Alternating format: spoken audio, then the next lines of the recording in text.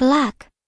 Tamparan keras ibu mertuaku mendarat di pipi demi membela menantu barunya, menghancurkan harga diriku di depan keluarga besar yang hanya diam menonton.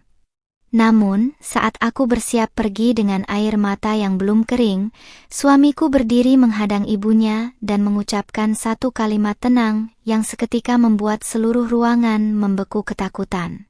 Selamat datang di cerita Nela. Absen yuk, sahabat dari mana saja nih? Jangan lupa subscribe ya. Bagi yang sudah subscribe, semoga diberi rejeki yang mengalir. Plak! Suara hantaman keras itu menggema di ruang tengah yang seketika hening, menyisakan rasa panas yang menjalar hebat di pipi kiriku, hingga membuat pandanganku sempat mengabur beberapa detik. Ibu mertuaku, Ibu Ambar, berdiri tepat di hadapanku dengan napas yang memburu dan telapak tangan kanan yang masih terangkat di udara, menatapku dengan sorot mata yang penuh dengan kebencian mendalam seolah aku baru saja melakukan kejahatan paling hina di dunia ini. Air mataku langsung jatuh tanpa bisa dibendung. Bukan hanya karena rasa perih fisik yang membakar kulit wajahku, melainkan karena hancurnya seluruh harga diri yang selama 2 tahun ini kupelihara dengan penuh rasa hormat di rumah keluarga besar ini. Di sudut sofa ruang tamu yang megah itu, Selin, wanita yang baru 3 hari lalu resmi menjadi menantu baru di keluarga ini setelah dinikahi oleh adik iparku, langsung bersembunyi di balik punggung Ibu Ambar sambil terisak pelan yang sangat dibuat-buat. Wajahnya yang tertutup riasan tebal itu mendadak tampak begitu polos dan rapuh, mengusap-usap lengannya sendiri seolah-olah dia adalah korban penganiayaan yang sangat kejam, padahal beberapa menit yang lalu dialah yang dengan sengaja menyenggol guci pajangan mahal di sudut ruangan, hingga pecah berantakan saat kami hanya berdua. Aku hanya bisa memegangi pipiku yang gemetar, menatap tidak percaya pada sandiwara luar biasa yang sedang dimainkannya di depan seluruh anggota keluarga yang kini mulai berkumpul karena keributan tersebut. Sudah pintar berbohong, sekarang kamu mau jadi pembunuh di rumah ini, Dinda? Pekik Ibu Ambar dengan suara melengking yang memekakkan telinga, telunjuknya yang dipenuhi cincin emas berkilauan menunjuk tepat ke arah hidungku dengan sangat kasar. Beliau tidak memberi melepaskan sedikit pun kesempatan bagiku untuk membela diri, langsung menelan bulat-bulat aduan Selin yang mengatakan bahwa aku sengaja mendorongnya ke arah guci kaca tersebut karena cemburu melihat perhatian lebih yang didapatkannya sebagai anggota baru. Dadaku sesak, rasanya seperti dihantam batu besar yang membuatku kesulitan bernapas ketika melihat bagaimana ibu dari suamiku itu begitu mudahnya dihasut tanpa mau mendengarkan satu patah kata pun penjelasan dariku. Saudara-saudara ipar yang lain serta beberapa kerabat yang kebetulan sedang berkunjung hanya berdiri terpaku di ambang pintu, saling berbisik dan melemparkan tatapan menghakimi ke arahku tanpa ada satupun yang berniat untuk menolong atau sekadar menanyakan kebenaran ceritanya. Mereka semua terdiam, menikmati tontonan gratis di mana sang menantu lama yang selalu mereka anggap terlalu sederhana ini, akhirnya mendapat pelajaran keras dari sang ratu rumah tangga yang otoriter. Aku bisa melihat kilat kepuasan yang sangat tipis di sudut mata Selin yang tersembunyi di balik pundak Ibu Ambar, sebuah senyuman kemenangan yang mengonfirmasi bahwa seluruh rencana liciknya untuk menyingkirkanku dari rumah ini berjalan dengan sangat sempurna. Ibu, demi Allah, aku sama sekali tidak menyentuh Selin apalagi mendorongnya seperti yang dia tuduhkan. Dia sendiri yang berjalan mundur dan menyenggol guci itu. Ucapku dengan suara bergetar menahan tangis, mencoba meraih ujung tunik brokat mewah milik Ibu Ambar untuk memohon keadilan yang paling mendasar. Namun, dengan gerakan cepat dan penuh rasa jijik, Ibu Ambar langsung menepis tanganku dengan sangat kasar, hingga aku hampir saja kehilangan keseimbangan dan tersungkur di atas lantai marmer yang dingin. Beliau memandangku seolah-olah aku adalah noda kotor yang tidak sengaja menempel di pakaian indahnya, menambah luka baru yang jauh lebih perih di dalam lubuk hatiku yang paling dalam.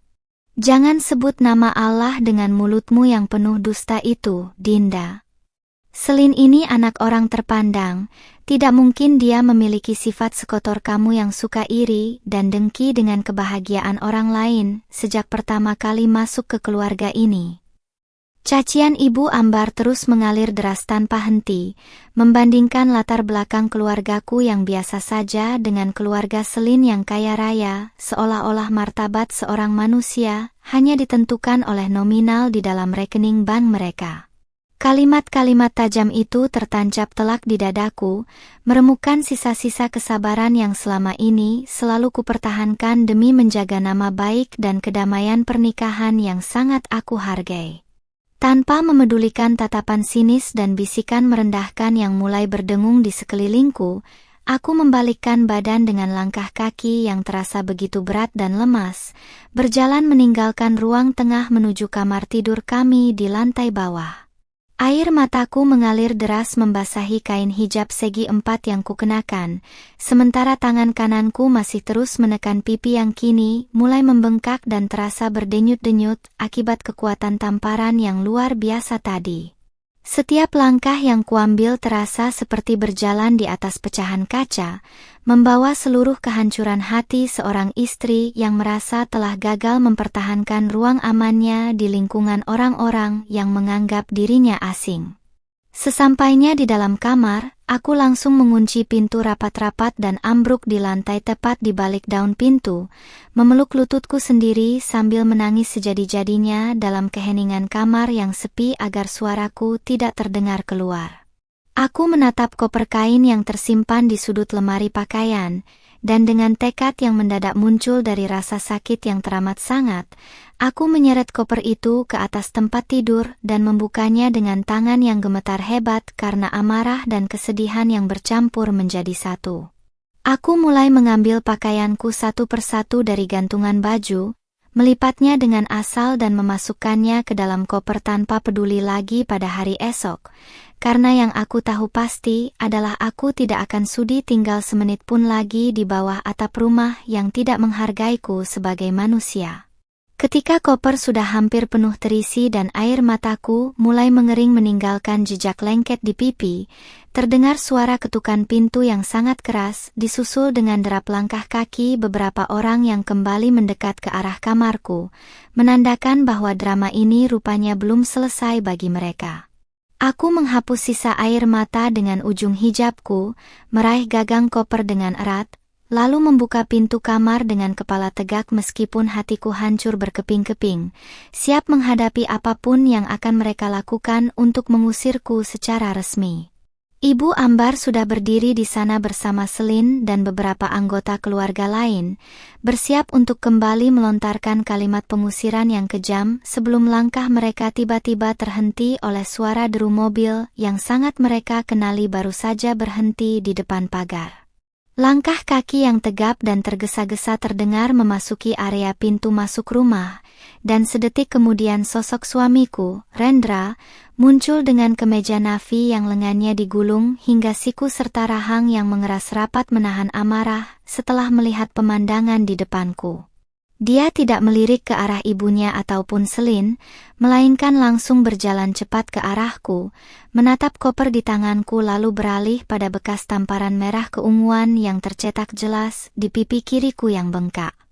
Rendra langsung berdiri tegak menghalangi tubuhku, membelakangiku untuk memposisikan dirinya sebagai perisai hidup, lalu menatap Ibu Ambar dengan pandangan mata yang begitu dingin dan mengerikan hingga membuat ibu mertuaku yang tadinya berkacak pinggang langsung terdiam, membeku ketakutan saat Rendra berbisik lirik namun tajam, "Mulai detik ini, ibu tidak akan pernah melihat wajah putra sulung ibu lagi di rumah ini." Kalimat yang keluar dari mulut Rendra bagai petir di siang bolong yang menyambar tepat di tengah-tengah ruang tamu, membuat Ibu Ambar seketika menurunkan kedua tangannya dari pinggang dengan wajah yang mendadak pucat pasi. Ruangan yang tadinya dipenuhi dengan bisik-bisik sinis dari kerabat dan saudara ipar langsung berubah menjadi sepi senyap, bahkan suara napas Selin yang berpura-pura terisak pun tiba-tiba terhenti, karena syok mendengar ancaman yang begitu fatal dari putra sulung keluarga ini. Aku yang berdiri tepat di belakang punggung lebar Rendra hanya bisa terpaku, merasakan getaran amarah yang luar biasa dari tubuh suamiku yang selama ini selalu dikenal sebagai pria penyabar dan paling berbakti kepada orang tuanya. Rendra, apa-apaan kamu ini? Kenapa kamu malah bicara ketus begitu kepada ibu kandungmu sendiri, hanya demi membela istri perasmu yang tidak tahu sopan santun ini? Pekik Ibu Ambar setelah berhasil menguasai rasa terkejutnya, meskipun nada suaranya kini terdengar agak bergetar dan tidak seberani sebelumnya. Beliau mencoba melangkah maju untuk meraih lengan Rendra, berharap bisa memengaruhi pikiran putranya seperti yang biasa beliau lakukan setiap kali ada perselisihan kecil di dalam rumah tangga kami. Namun, Rendra dengan cepat mengambil satu langkah mundur, menolak sentuhan ibunya dengan gerakan tegas yang memperlihatkan batasan yang sangat jelas bahwa beliau telah melewati batas yang tidak bisa dimaafkan. Tatapan mata Rendra beralih perlahan dari Ibu Ambar menuju ke arah Selin, yang langsung menundukkan kepalanya dalam-dalam karena tidak kuat menahan sorot mata suamiku yang begitu dingin dan menusuk seolah bisa membaca seluruh kelicikan di dalam hatinya. Jangan kira aku tidak tahu apa yang sebenarnya terjadi di rumah ini selama aku pergi bekerja, dan jangan mengira air mata palsu menantu kesayangan ibu itu bisa membodohiku yang sudah lama hidup di luar. Ucap Rendra dengan nada suara yang sangat rendah namun syarat akan penekanan yang membuat Selin semakin merapatkan tubuhnya di balik punggung ibu mertuaku dengan tubuh yang mulai gemetar ketakutan. Aku bisa merasakan bagaimana genggaman tangan Rendra pada jemariku yang bebas semakin mengerat, memberikan kekuatan yang mengalir ke dalam hatiku yang sempat hancur berkeping-keping. Ibu Ambar yang merasa harga dirinya sebagai kepala rumah tangga dijatuhkan di depan menantu baru dan kerabat lainnya, langsung beralih menatapku dengan sorot mata yang penuh dendam dan kemarahan yang menyala-nyala. Kamu pasti sudah mengadu yang tidak-tidak kepada suamimu kan, Dinda? Dasar perempuan bermuka dua, baru 2 tahun menikah sudah berani meracuni pikiran anakku untuk melawan ibunya sendiri yang sudah melahirkannya dengan susah payah. Tuduh Ibu Ambar dengan suara yang kembali melengking, mencoba melemparkan seluruh kesalahan kepadaku agar posisi beliau tetap benar di mata keluarga besar yang kini sedang menonton kami dengan saksama. Cukup, Ibu. Dinda tidak mengadu apapun karena aku baru saja menginjakkan kaki di rumah ini dan langsung melihat bagaimana ibu memperlakukannya seperti seorang budak tanpa harga diri. Potong Rendra dengan suara yang meninggi, membuat Ibu Ambar seketika bungkam dengan mulut yang sedikit terbuka, karena tidak menyangka putranya akan membentaknya demi aku. Rendra kemudian menunjuk ke arah pipi kiriku yang kini semakin membengkak dan memerah keunguan, memamerkan bukti fisik kekerasan yang dilakukan oleh ibunya sendiri di hadapan semua orang yang ada di ruangan tersebut. Air mataku kembali menetes pelan melihat bagaimana suamiku berdiri dengan gagah berani untuk melindungiku dari badai cacian yang sejak tadi harus kutanggung sendirian tanpa ampun. Siapa yang memberikan ibu hak untuk mendaratkan tangan ibu di wajah istriku, wanita yang kuhormati dan kujaga dengan sepenuh hatiku sejak hari pertama kami mengucapkan janji suci di depan penghulu? Tanya Rendra dengan suara yang bergetar karena menahan gejolak emosi yang luar biasa besar, sementara rahangnya mengetat kuat hingga urat-urat di lehernya terlihat menonjol dengan sangat jelas. Pertanyaan itu membuat seluruh kerabat yang berdiri di ambang pintu langsung memalingkan wajah mereka ke arah lain, merasa tersindir karena mereka semua tahu bahwa mereka hanya diam menonton saat tamparan keras itu meruntuhkan kehormatanku sebagai seorang istri berhijab di rumah ini. Selin yang merasa posisinya mulai terancam karena kedoknya hampir terbongkar, memberanikan diri untuk mengintip dari balik bahu Ibu Ambar dan berbicara dengan suara yang sengaja dibuat selembut mungkin untuk memelas. Kak Rendra, tolong jangan salahkan Ibu. Ini semua salahku yang kurang hati-hati hingga guci mahal milik ibu pecah saat Kak Dinda sedang berbicara denganku. ucapnya dengan raut wajah yang tampak sangat menyesal, mencoba menanamkan kesan bahwa aku memang terlibat dalam insiden tersebut meskipun dia berpura-pura membelaku. Strategi manipulasi yang biasa digunakannya untuk mengambil hati adik iparku ternyata dicobanya juga kepada Rendra, berharap suamiku akan melunak setelah mendengar suara lembutnya yang penuh dusta. Rendra hanya mendengus remeh mendengar ucapan Selin, lalu mengeluarkan ponsel dari saku celananya dengan gerakan tenang namun penuh kepastian yang membuat firasatku mengatakan ada sesuatu yang besar yang akan segera terungkap. Kamu pikir aku butuh kesaksian dari mulutmu yang penuh dengan kebohongan itu, Selin? Sebelum aku masuk ke rumah ini, aku sudah memeriksa rekaman kamera pengawas tersembunyi yang sengaja kupasang di sudut ruang tengah minggu lalu demi keamanan rumah ini, kata Rendra sambil menyalakan layar ponselnya dan memutarnya ke arah Ibu Ambar serta Selin yang seketika itu juga membelalakkan mata mereka dengan tubuh yang mendadak kaku bagai patung. Layar ponsel Rendra menampilkan video berdurasi pendek yang merekam dengan sangat jelas bagaimana Selin dengan sengaja berjalan mundur lalu menyenggol guci kaca itu, menggunakan sikutnya sendiri, hingga jatuh hancur berkeping-keping. Sementara aku saat itu sedang berdiri cukup jauh darinya, sambil membawa nampan berisi teh hangat. Rekaman itu juga memperlihatkan bagaimana Selin langsung tersenyum puas setelah guci itu pecah. Lalu dengan cepat mengubah ekspresi wajahnya menjadi menangis histeris, sesaat sebelum Ibu Ambar berlari masuk ke dalam ruangan untuk memaki dan menamparku tanpa bertanya terlebih dahulu. Kebenaran yang terpampang nyata di layar digital itu membuat seluruh ruangan menjadi sedingin es, meruntuhkan semua kebohongan yang telah disusun rapi oleh menantu baru kesayangan ibu mertuaku. Ibu Ambar menatap layar ponsel itu dengan tatapan kosong, sementara Selin langsung mundur beberapa langkah dengan wajah yang pucat pasi memikirkan bagaimana nasibnya setelah kebohongannya terbongkar di depan seluruh keluarga besar. Rendra menarik kembali ponselnya, memasukkannya ke dalam saku, lalu beralih mengambil alih gagang koper kain yang sejak tadi kupegang erat dengan tangan yang gemetar.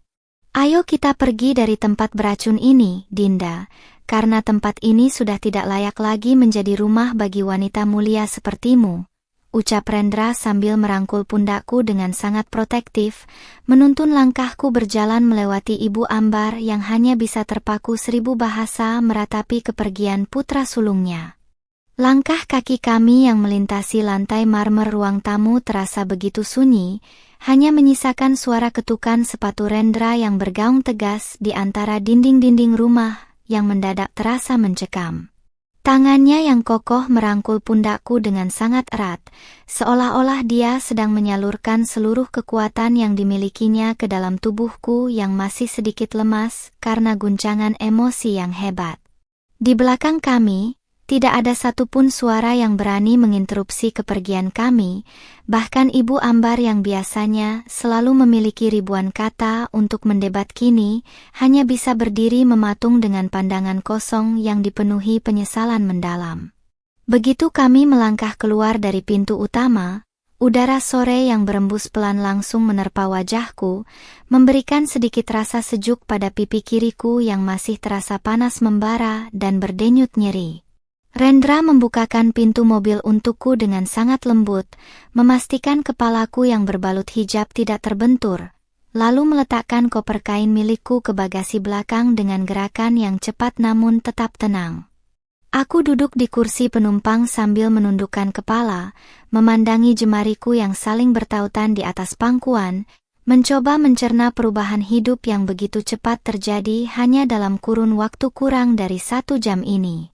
Rendra masuk ke kursi kemudi, menutup pintu dengan rapat hingga meredam seluruh kebisingan dari luar, lalu menyalakan mesin mobil tanpa mengucapkan sepatah kata pun untuk beberapa saat. Dia tidak langsung menjalankan kendaraan, melainkan memutar tubuhnya menghadap ke arahku, lalu dengan perlahan dan sangat hati-hati mengulurkan tangan kanannya untuk menyentuh daguku, mengangkat wajahku agar mata kami bisa saling bertemu. Sorot mata suamiku yang tadinya dipenuhi dengan kemarahan berapi-api saat menghadapi ibunya, kini mendadak berubah menjadi begitu lembut dan penuh dengan rasa bersalah yang teramat dalam saat menatap garis merah di pipiku. Maafkan aku, Dinda. Aku gagal menjagamu dari orang-orang yang seharusnya menyambutmu dengan tangan terbuka di rumah ini, bisik Rendra dengan suara yang serak dan bergetar, sementara ibu jarinya mengusap dengan sangat lembut pinggiran bekas tamparan di wajahku, agar tidak menimbulkan rasa sakit baru. Air mataku yang sempat mengering kini kembali mengalir pelan melewati pipi, runtuh oleh perhatian dan ketulusan pria yang telah memilihku untuk menjadi teman hidupnya, meskipun status sosial kami jauh berbeda. Aku menggelengkan kepala pelan, menggenggam pergelangan tangannya untuk memberitahu bahwa ini semua bukanlah kesalahannya yang sedang berjuang mencari nafkah di luar rumah.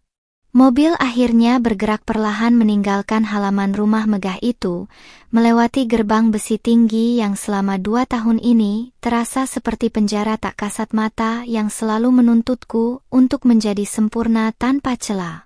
Aku menoleh ke belakang melalui kaca spion, melihat siluet rumah tersebut yang semakin lama semakin mengecil dan menjauh dari pandangan, membawa serta seluruh kenangan pahit tentang bagaimana harga diriku diinjak-injak demi membela seorang menantu baru. Ada rasa lega yang luar biasa yang tiba-tiba membuncah di dalam dadaku, sebuah perasaan bebas yang sudah lama tidak kurasakan sejak pertama kali menginjakkan kaki di kediaman keluarga besar suamiku. Di sepanjang perjalanan membelah jalanan kota yang mulai padat oleh kendaraan yang pulang beraktivitas, Rendra tetap menggenggam tangan kiriku dengan erat menggunakan tangan kirinya, sementara tangan kanannya fokus mengendalikan setir mobil. Fokusnya sesekali beralih padaku untuk memastikan bahwa aku baik-baik saja, menunjukkan kepedulian yang luar biasa yang membuatku sadar bahwa aku tidak salah dalam memilih tempat untuk bersandar di dunia ini. Kami membiarkan keheningan menyelimuti kabin mobil untuk beberapa saat, memberikan waktu bagi masing-masing dari kami untuk menenangkan pikiran yang sempat berkecamuk akibat badai konflik keluarga yang baru saja pecah. Kita tidak akan kembali ke sana lagi, Dinda. Aku sudah menyewa sebuah rumah kontrakan sederhana yang nyaman di pinggir kota sejak sebulan yang lalu, karena aku sudah tahu tabiat ibu dan Selin yang tidak akan pernah membiarkanmu hidup tenang, ujar Rendra memecah keheningan dengan nada suara yang mantap dan penuh kepastian. Informasi yang baru saja disampaikannya membuatku terkejut hingga menoleh cepat ke arahnya, tidak menyangka bahwa suamiku ternyata sudah mempersiapkan rencana penyelamatan ini jauh-jauh hari sebelum konflik besar ini meledak. Penjelasan itu seolah menjadi jawaban atas segala doa dan kesabaranku menghadapi sindiran-sindiran halus yang sering kuterima dari ibu mertuaku selama ini.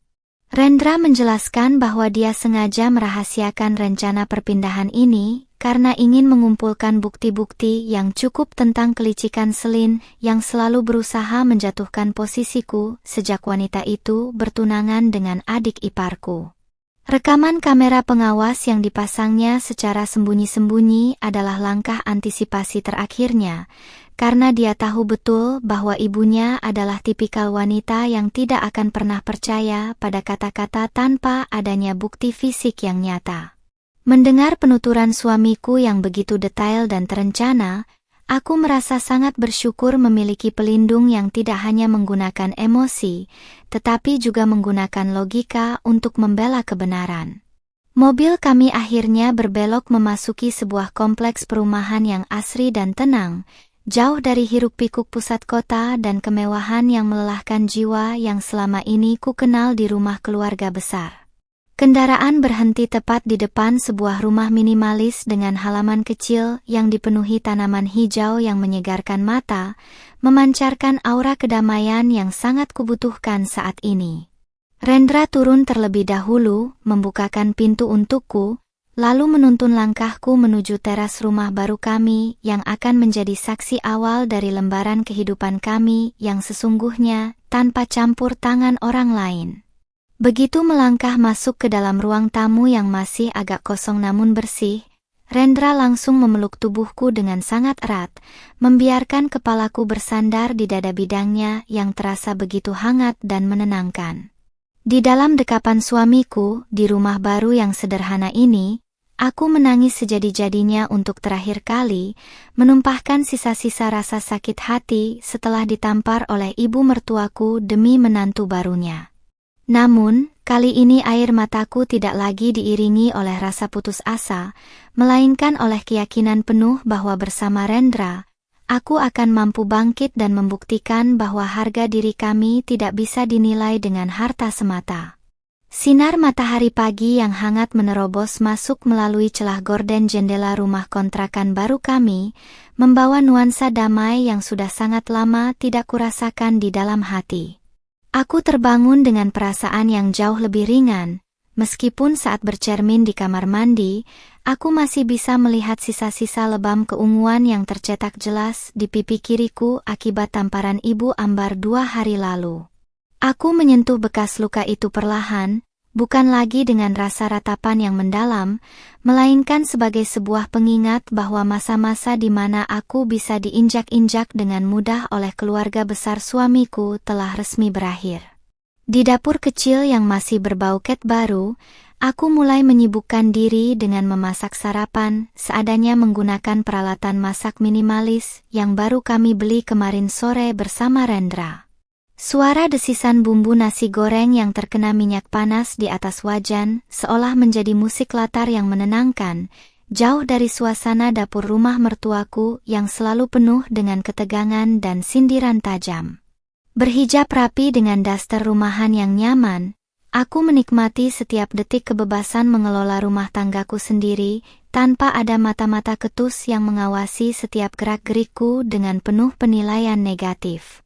Rendra berjalan mendekat dari arah belakang, lalu melingkarkan kedua lengannya di pinggangku dengan lembut sembari mendaratkan kecupan hangat di puncak kepalaku yang tertutup kain hijab. Harum sekali masakan istriku pagi ini, rasanya seperti sudah bertahun-tahun aku tidak merasakan ketenangan sedamai ini di dalam rumah, bisik Rendra dengan suara khas bangun tidur yang berat namun penuh dengan nada kebahagiaan yang tulus. Aku membalikkan tubuhku sedikit dalam dekapannya, tersenyum manis menatap wajah suamiku yang kini tampak jauh lebih rileks tanpa beban berat yang biasanya menggelayuti pundaknya setiap kali kami berada di rumah besar. Kami menikmati sarapan pagi di meja makan kayu kecil di sudut ruangan, saling melempar senyum dan membicarakan rencana-rencana kecil untuk mengisi rumah baru ini agar terasa lebih hidup dan fungsional. Namun, kedamaian pagi kami mendadak terusik ketika ponsel Rendra yang tergeletak di atas meja mulai bergetar hebat, menampilkan belasan panggilan tidak terjawab dan rentetan pesan singkat yang masuk tanpa henti. Aku melirik sekilas ke arah layar digital tersebut dan langsung mengenali nama Ibu Ambar, serta beberapa saudara ipar lain yang mencoba menghubungi suamiku sejak subuh tadi. Rendra tidak langsung mengangkat panggilan tersebut, melainkan membiarkannya berdering hingga beberapa kali sampai akhirnya dia menghela napas panjang dan mengaktifkan mode pengeras suara, agar aku pun bisa mendengar apa yang ingin mereka katakan. Begitu tombol hijau digeser, suara melengking Ibu Ambar langsung memenuhi seisi ruangan dengan nada yang tidak lagi dipenuhi keangkuhan, melainkan kepanikan yang sangat luar biasa. Rendra, kamu di mana, nak? Tolong pulang sekarang juga. Rumah sedang kacau dan adikmu mengamuk setelah tahu seluruh kebohongan Selin yang kamu bongkar kemarin. Teriak Ibu Ambar dari seberang telepon dengan suara yang terdengar parau seperti habis menangis. Aku terdiam memandangi Rendra yang wajahnya langsung berubah menjadi sedingin es, tidak menunjukkan secercah pun rasa kasihan atau keinginan untuk terlibat kembali dalam lingkaran konflik yang melelahkan tersebut. Aku sudah katakan pada ibu 2 hari lalu, mulai detik ini aku tidak akan pernah menginjakkan kaki di rumah itu lagi dan jangan pernah mencari kami lagi, jawab Rendra dengan nada suara yang sangat datar namun syarat akan ketegasan yang mutlak, tidak memberi celah sedikit pun bagi ibunya untuk memohon pertolongan darinya. Di balik suara Ibu Ambar, Sayup-sayup aku bisa mendengar suara pecahan barang-barang dan teriakan kemarahan dari adik iparku yang merasa dikhianati oleh istri barunya yang selama ini dipuja-puja bagai malaikat oleh seluruh keluarga. Rupanya, rekaman video yang ditinggalkan Rendra di ponselnya telah menyebar ke anggota keluarga lain dan memicu badai besar yang kini meruntuhkan fondasi kebohongan yang telah dibangun dengan sangat rapi oleh Selin. Ibu Ambar terus memohon dengan suara bergetar, mengakui kesalahannya yang telah gegabah menampar diriku demi membela menantu barunya yang ternyata berhati busuk dan penuh kepalsuan. Ibu minta maaf, Rendra. Ibu mengaku salah karena sudah terhasut oleh Selin dan menampar Dinda tanpa mencari tahu kebenarannya dulu. Tolong bujuk Dinda agar dia mau memaafkan ibu dan membawamu pulang.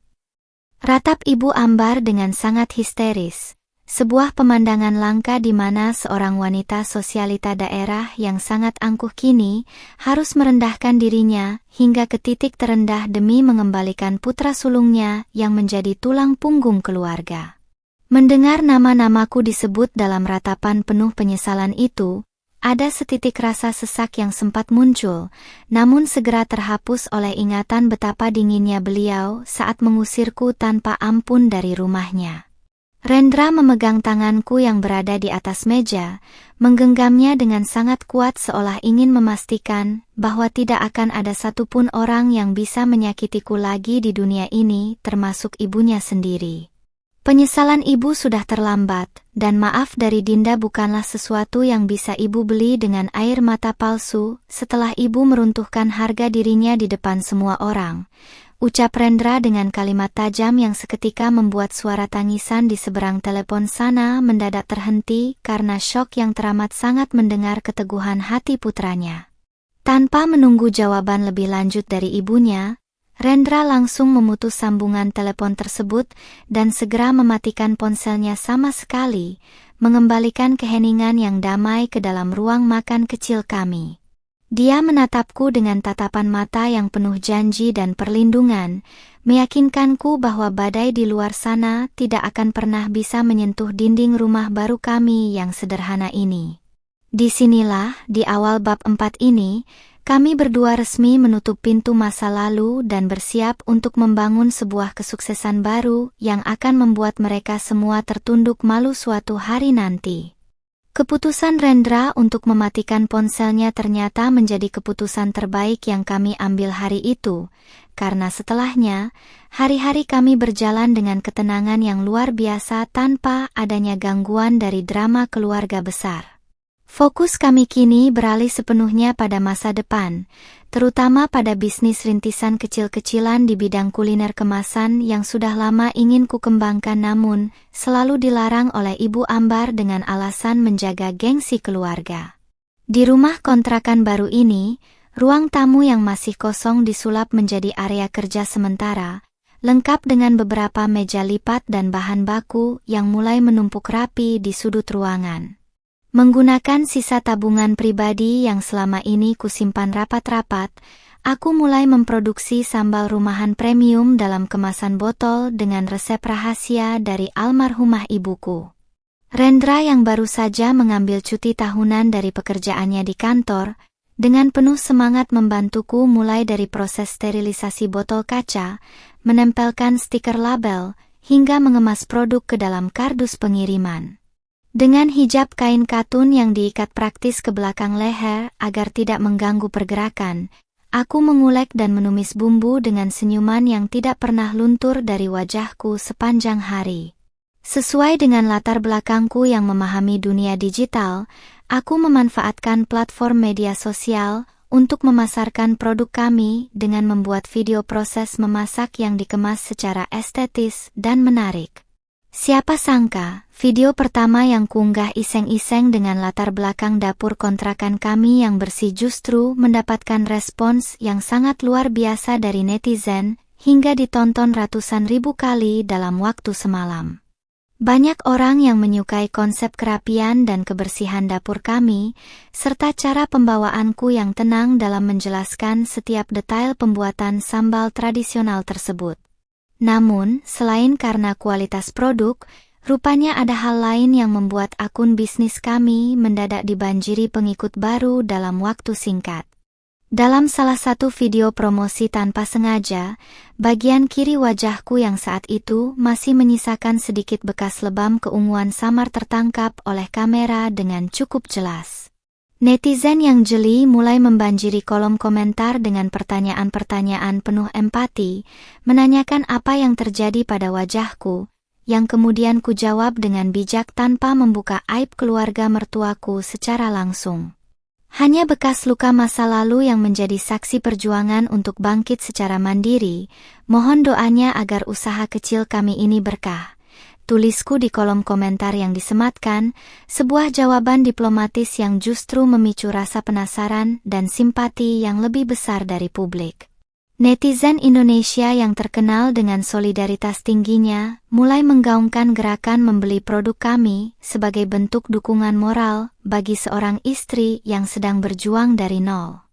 Pesanan yang awalnya hanya belasan botol per hari, mendadak melonjak drastis menjadi ratusan hingga ribuan botol yang harus diselesaikan dalam kurun waktu seminggu. Kesibukan baru ini membuat rumah kontrakan kami tidak pernah sepi dari kurir ekspedisi yang datang silih berganti untuk menjemput paket-paket yang siap dikirim ke berbagai kota di Indonesia. Rendra sampai harus menyewa 2 orang tetangga sekitar rumah untuk membantu kami dalam proses pengemasan karena kewalahan menangani jumlah orderan yang terus membeludak setiap jamnya.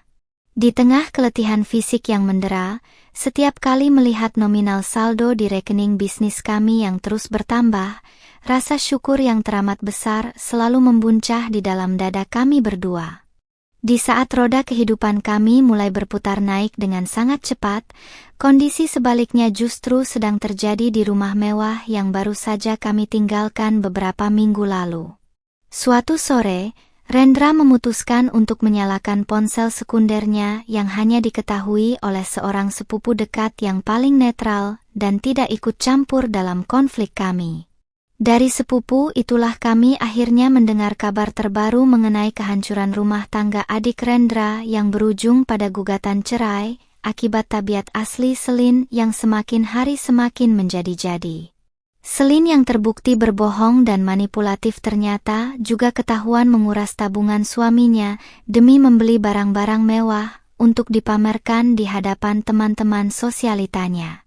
Ibu Ambar yang awalnya mendewakan Selin sebagai menantu kaya raya dari keluarga terpandang, kini harus menanggung malu yang teramat sangat karena seluruh lingkungan arisannya mengetahui borok menantu barunya itu.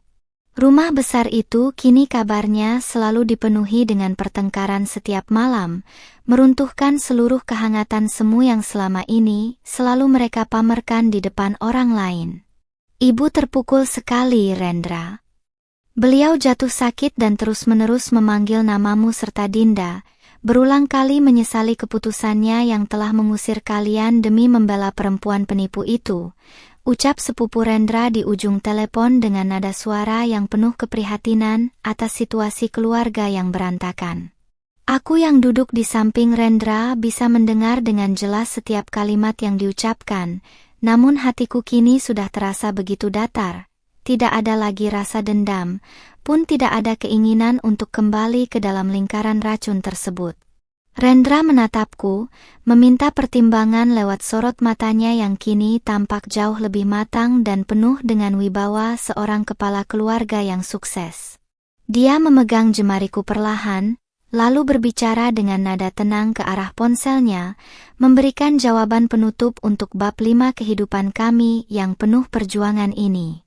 Katakan pada ibu, kami sudah memaafkannya. Namun untuk kembali hidup di bawah atap yang sama adalah hal yang tidak akan pernah terjadi lagi, karena fokus kami sekarang adalah membangun masa depan kami sendiri, tegas Rendra sebelum mematikan sambungan telepon.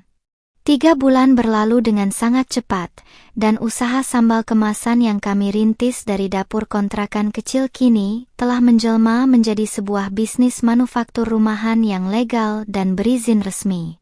Dengan omzet yang terus meroket setiap bulannya, kami akhirnya mampu menyewa sebuah ruko 2 lantai di area strategis pinggir kota untuk dijadikan rumah produksi sekaligus kantor administrasi yang lebih layak. Aku tidak lagi mengulek bumbu sendirian, karena kini sudah ada 8 karyawan dari warga sekitar yang kami pekerjakan dengan upah yang sangat layak untuk membantu proses produksi dari hulu ke hilir.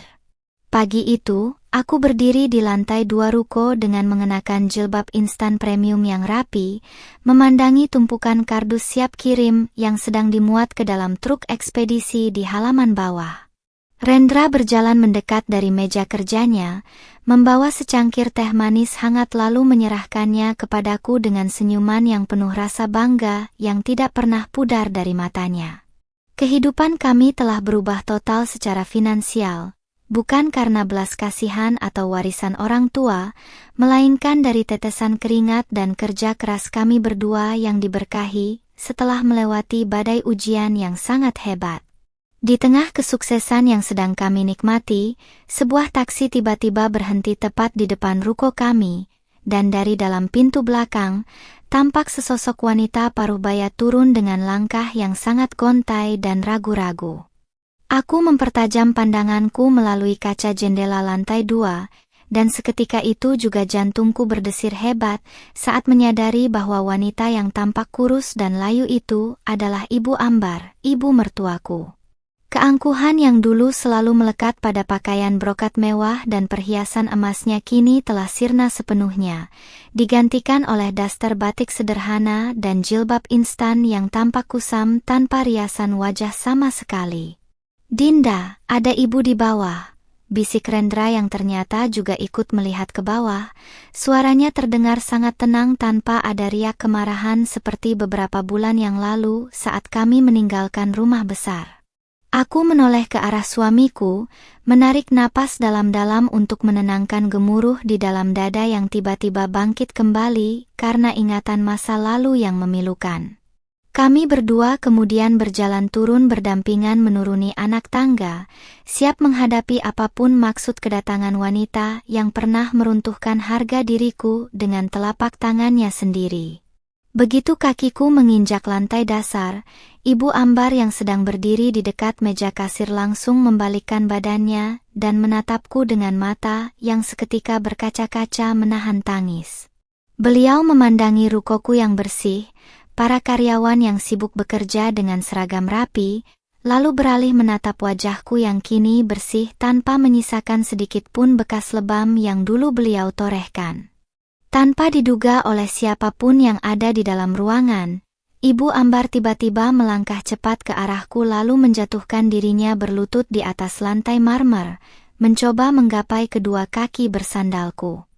"Dinda, maafkan Ibu, Nak. Tolong maafkan kesalahan besar Ibu yang dulu begitu buta dan kejam kepadamu," ratap Ibu Ambar dengan suara yang parau dan terisak-isak, membuat beberapa karyawanku seketika menghentikan aktivitas mereka karena terkejut melihat pemandangan tersebut. Air matanya mengalir deras membasahi lantai ruko, menampilkan pemandangan yang sangat kontras dari seorang wanita otoriter yang dulu mengusirku bagai kotoran yang menjijikkan dari istananya.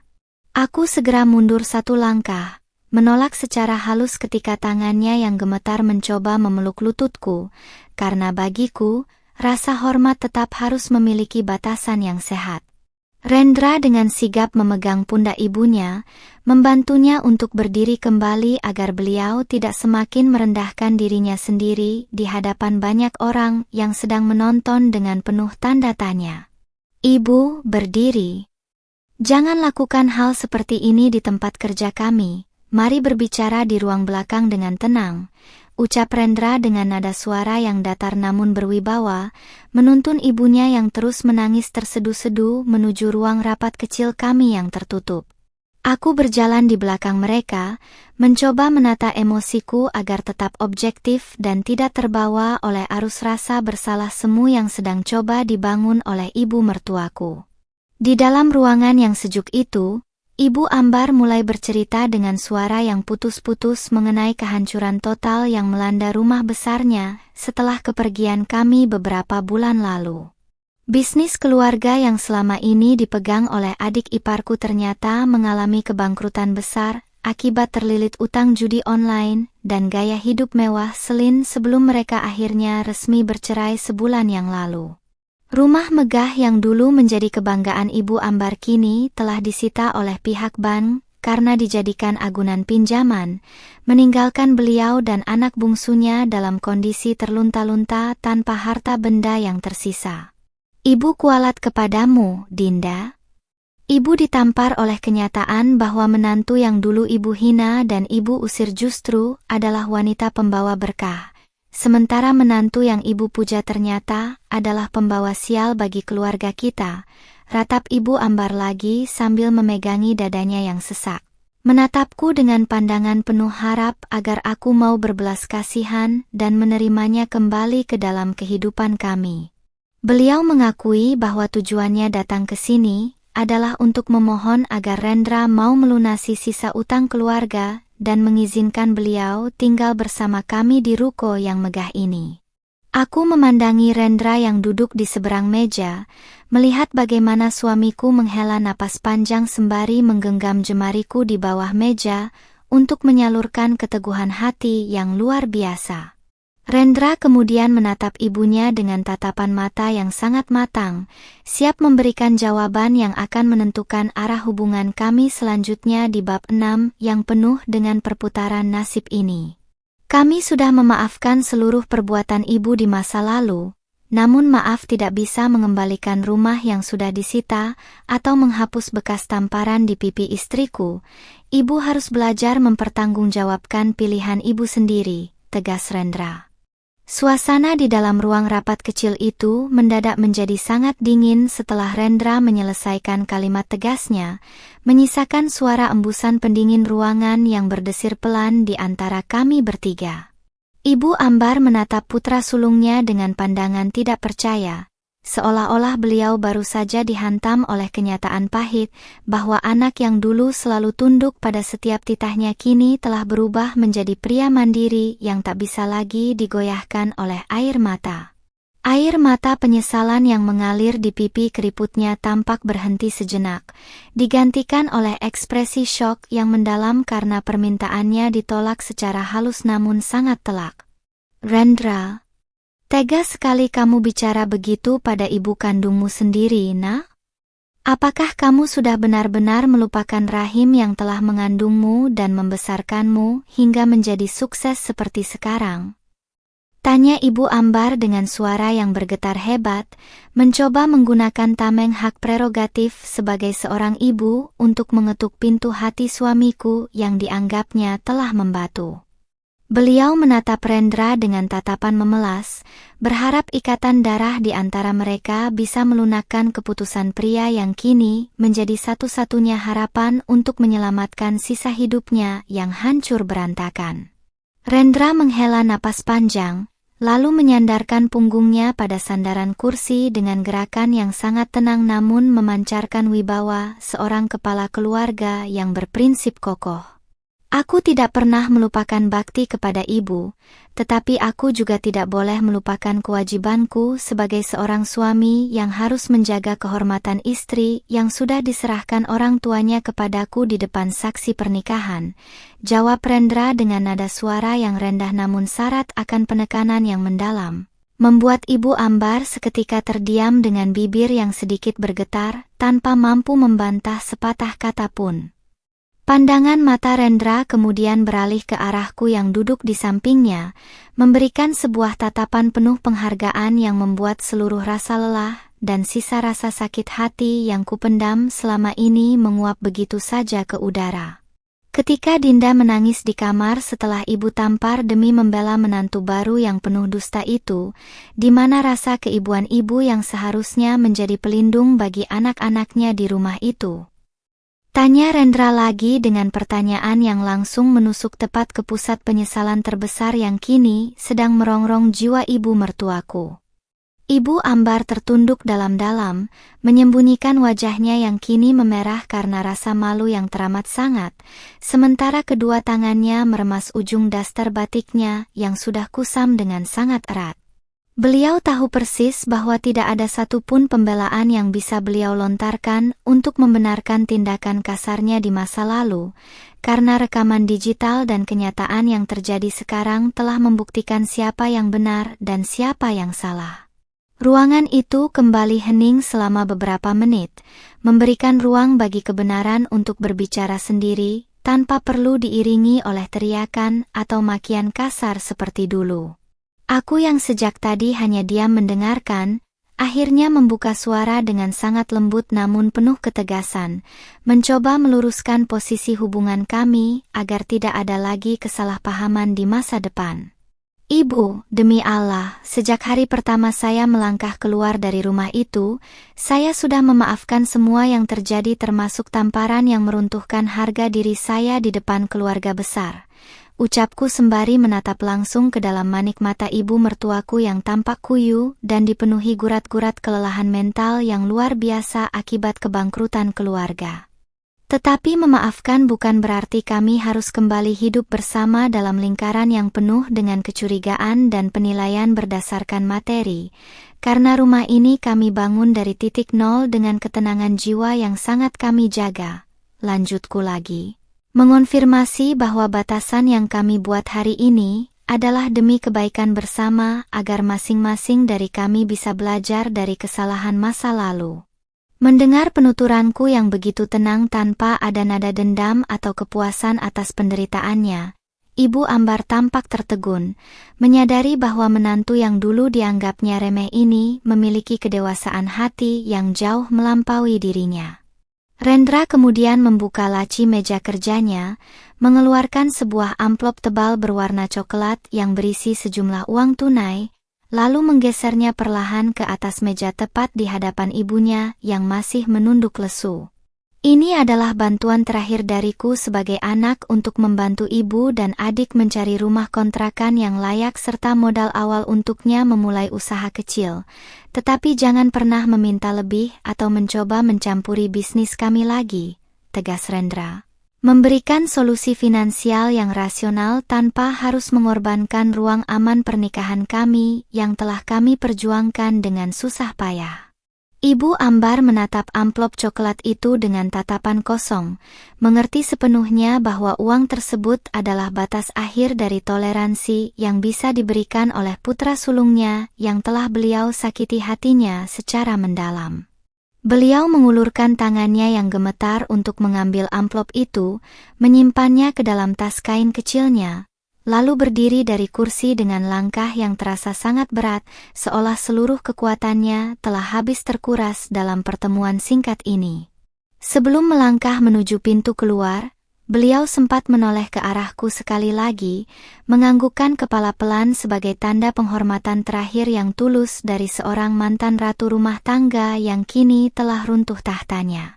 Kami berdua berdiri mengantarkan kepergian Ibu Ambar hingga ke teras ruko, melihat sosoknya kembali masuk ke dalam taksi yang akan membawanya menuju realitas kehidupan barunya yang penuh dengan konsekuensi dari pilihan masa lalunya sendiri. Rendra merangkul pundakku erat-erat dari samping, membiarkan kehangatan tubuhnya menyatu dengan kain jilbabku yang tertiup angin sore, meyakinkanku bahwa keputusan pahit yang kami ambil hari ini adalah fondasi terkuat untuk menjaga keberkahan dan kedamaian masa depan kami. Disinilah, di akhir bab 7 ini, kami sadar bahwa roda kehidupan tidak pernah salah dalam berputar, dan kebenaran akan selalu menemukan jalannya untuk menang tanpa harus mengotori tangan dengan dendam. Kepergian Ibu Ambar sore itu meninggalkan jejak keheningan yang cukup panjang di dalam ruko kami, namun keheningan kali ini tidak lagi terasa mencekam melainkan dipenuhi oleh rasa lega yang tuntas. Kami berdua kembali ke lantai atas ruko, untuk menyelesaikan beberapa laporan pengiriman barang yang sempat tertunda akibat kedatangan yang tidak terduga tersebut. Rendra tampak jauh lebih fokus pada laptopnya, sesekali mengusap keningnya pelan seolah sedang menghapus sisa-sisa beban masa lalu yang selama ini tanpa sadar masih menggelayuti alam bawah sadarnya sebagai anak sulung. Di sudut ruangan, aku duduk di atas sofa sembari merapikan tumpukan berkas perizinan usaha dari Dinas Kesehatan dan Lembaga Penjamin Halal yang baru saja selesai diproses minggu lalu. Dengan jilbab instan modern yang masih terpasang rapi, aku memandangi lembar demi lembar sertifikat resmi tersebut yang kini mencantumkan namaku, Dinda, sebagai pemilik sah dari merek dagang sambal premium kami. Ini adalah sebuah pembuktian nyata bahwa seorang wanita yang pernah direndahkan di depan keluarga besar, tetap mampu berdiri tegak dan menciptakan jalannya sendiri menuju kesuksesan yang diakui hukum. Dinda, terima kasih ya, karena kamu tidak menggunakan momen tadi untuk meluapkan amarah atau membalas dendam kepada ibu. Ucap Rendra tiba-tiba memecah kesunyian sembari menutup layar laptopnya, lalu berjalan mendekat ke arah sofa tempatku duduk. Dia mengambil posisi duduk di sampingku, meraih kedua telapak tanganku yang terasa agak dingin lalu menggenggamnya dengan penuh kehangatan yang menjalar langsung ke dalam lubuk hatiku. Tatapan matanya yang teduh memperlihatkan rasa kagum yang begitu besar atas kedewasaan sikap yang kutunjukkan di depan ibunya yang sedang terpuruk tadi.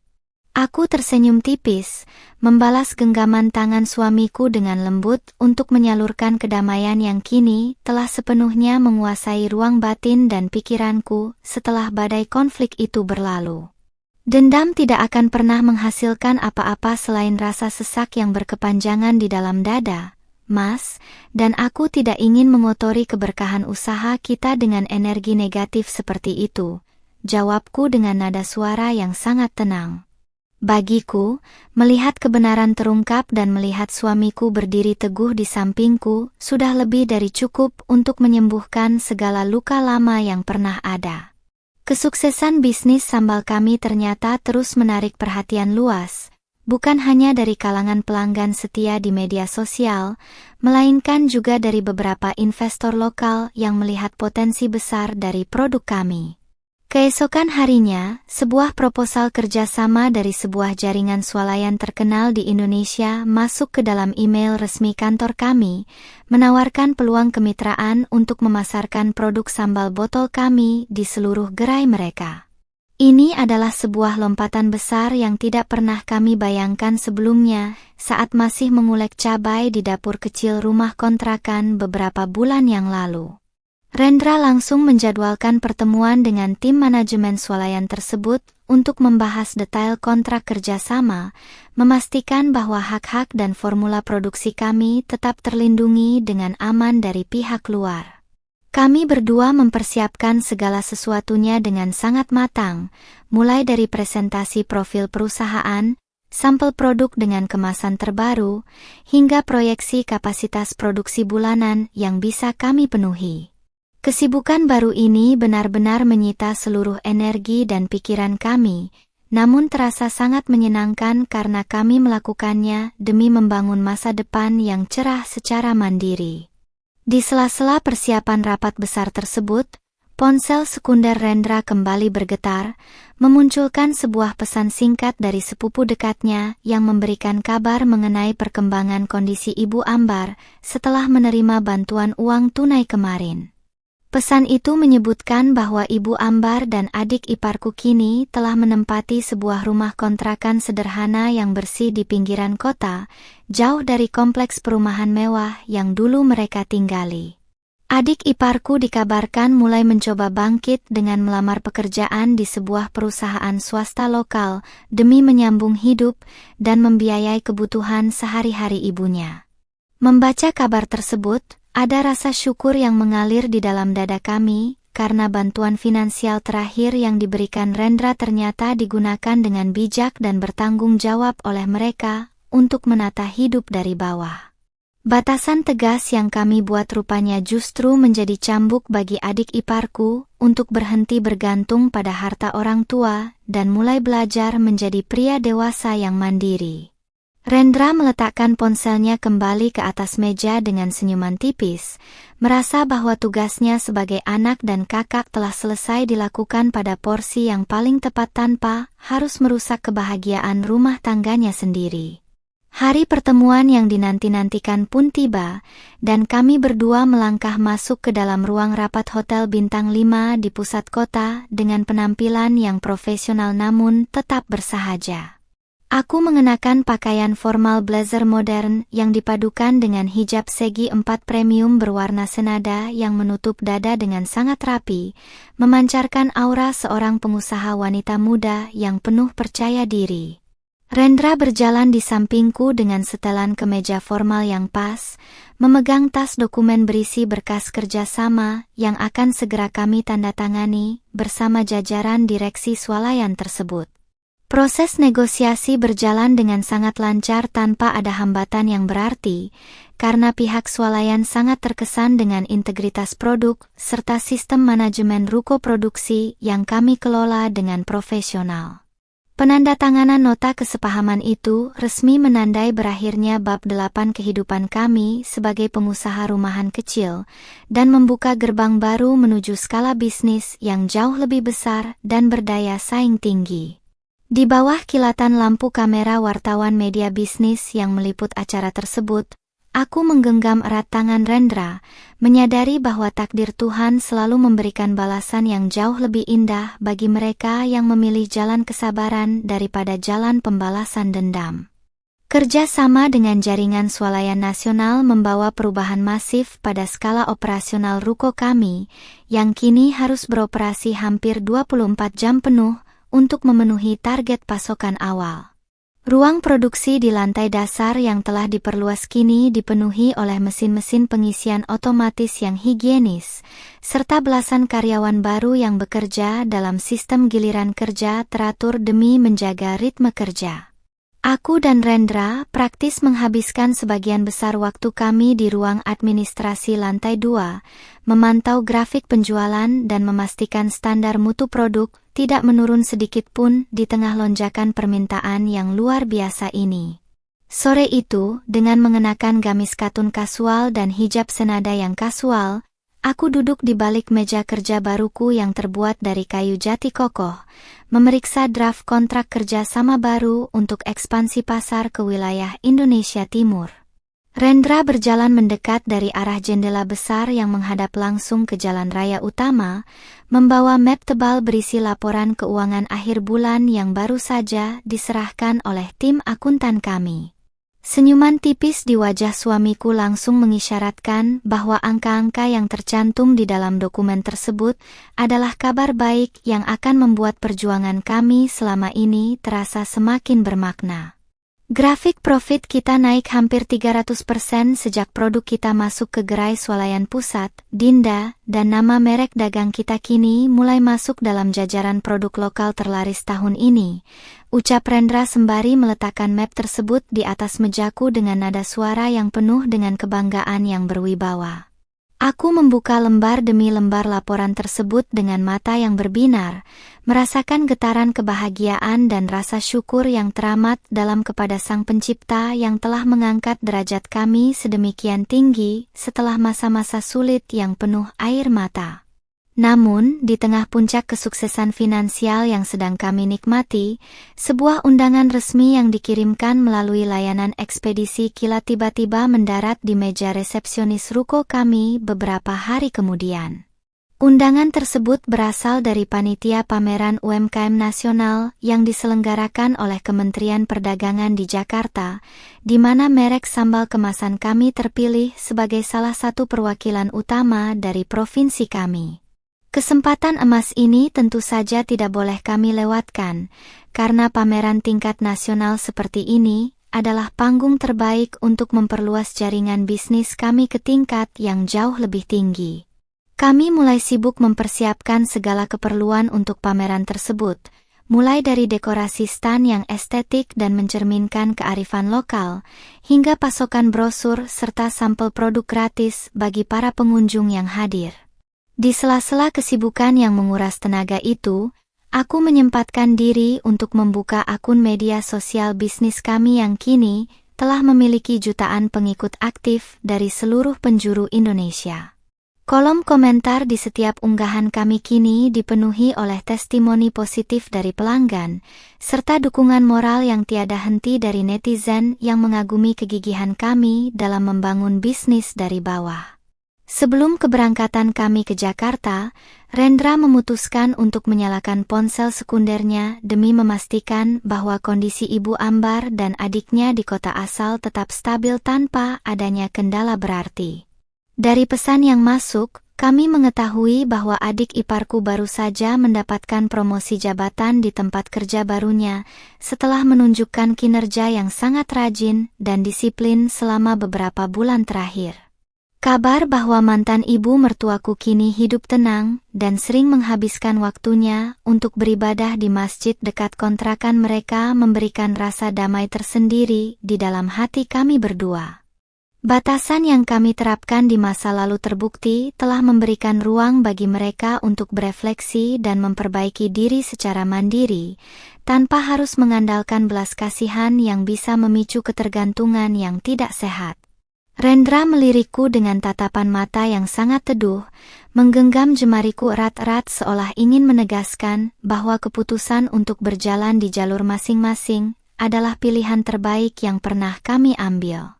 Kami menutup lembaran kabar keluarga itu dengan perasaan ikhlas, siap melangkah menuju panggung yang lebih besar dengan kepala tegak tanpa ada beban masa lalu yang mengganjal. Hari pelaksanaan pameran di Jakarta pun tiba, dan stand produk kami langsung diserbu oleh ratusan pengunjung sejak jam pertama gerbang pameran dibuka untuk umum.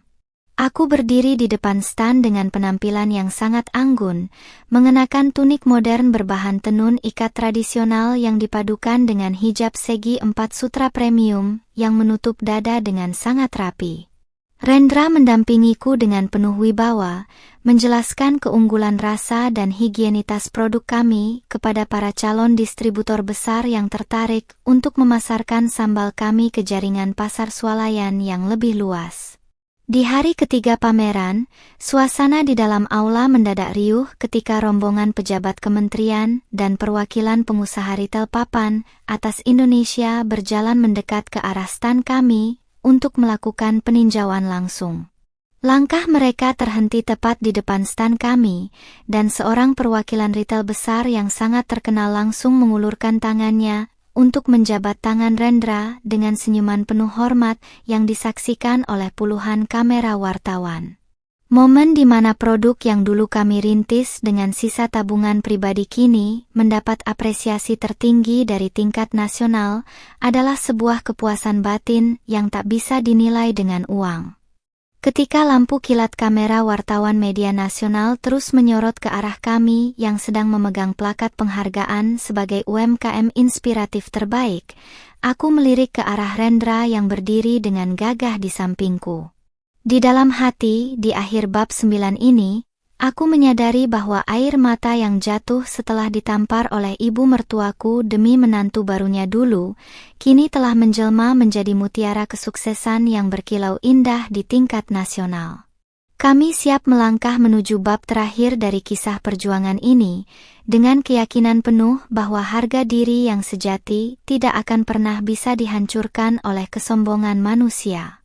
Kesuksesan besar di Pameran Nasional Jakarta menjadi batu loncatan terakhir yang membawa bisnis kami masuk ke dalam jajaran industri pangan lokal yang paling diperhitungkan di Indonesia. Ruko 2 lantai yang dulu kami sewa kini telah resmi kami beli secara tunai, bahkan kami berhasil memperluas area produksi dengan membangun sebuah gudang penyimpanan modern di lahan kosong tepat di samping bangunan utama. Aku berdiri di ruang kerja lantai 2 yang kini berdinding kaca besar, memandangi puluhan karyawan yang bekerja dengan senyuman dan dedikasi tinggi di bawah naungan perusahaan yang kami bangun dari tetesan air mata.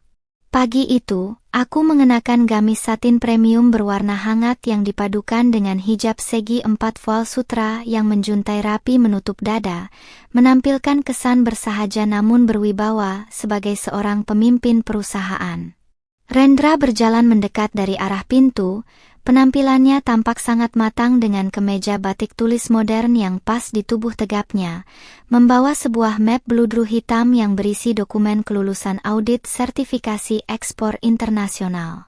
Langkah kaki suamiku yang mantap seolah menegaskan bahwa impian kami untuk membawa cita rasa tradisional Indonesia ke kancah global kini telah resmi menjadi kenyataan. Semua dokumen sudah ditandatangani, Dinda.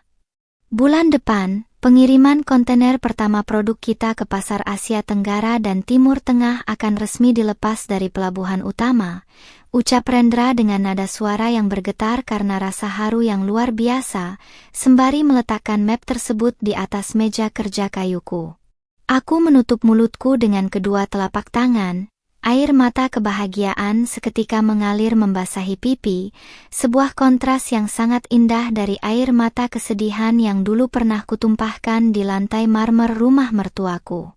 Untuk merayakan pencapaian besar ini, sekaligus sebagai bentuk rasa syukur atas kelancaran usaha kami, Rendra berinisiatif menggelar acara tumpengan dan santunan akbar bersama seluruh karyawan, serta ratusan anak yatim dari yayasan lokal di halaman depan kantor. Kami menyulap area parkir ruko menjadi panggung terbuka yang indah dengan dekorasi tenda putih yang bersih dan penuh dengan nuansa kekeluargaan yang hangat. Kesibukan mempersiapkan acara ini membuat atmosfer di seluruh lingkungan ruko terasa begitu hidup, jauh dari kekakuan dan kesombongan yang dulu sering kualami di masa lalu. Di sela-sela persiapan acara yang hampir rampung, sebuah pesan singkat masuk ke ponsel pribadi Rendra dari sepupu dekatnya yang selama ini menjadi jembatan informasi dengan keluarga besarnya. Pesan tersebut mengabarkan bahwa Ibu Ambar menyatakan rasa bangganya yang teramat dalam setelah melihat berita kesuksesan ekspor produk kami yang ditayangkan di salah satu stasiun televisi nasional tadi malam. Mantan ibu mertuaku itu menitipkan salam dan doa keselamatan untuk kami berdua melalui sepupu tersebut, tanpa ada lagi bumbu paksaan atau permintaan materi seperti kunjungan pertamanya dulu. Mengetahui bahwa Ibu Ambar kini telah benar-benar berubah menjadi pribadi yang lebih ikhlas dan tahu diri, membuat setitik sisa ganjalan yang mungkin masih ada di sudut hatiku kini hilang sepenuhnya tanpa bekas. Kami berdua mendoakan dari jauh agar sisa kehidupan beliau di rumah kontrakan barunya selalu dipenuhi dengan berkah dan ketenangan jiwa bersama adik iparku yang kini sudah hidup mandiri. Kebenaran yang berjalan seiring waktu telah memberikan pelajaran berharga bagi semua pihak, membuktikan bahwa takdir tidak pernah salah dalam menempatkan hambanya yang mau bersabar. Hari pelaksanaan acara syukuran pun tiba, dan seluruh halaman ruko telah dipenuhi oleh para karyawan yang mengenakan seragam putih rapi, serta anak-anak yatim yang tampak berseri-seri menanti dimulainya acara.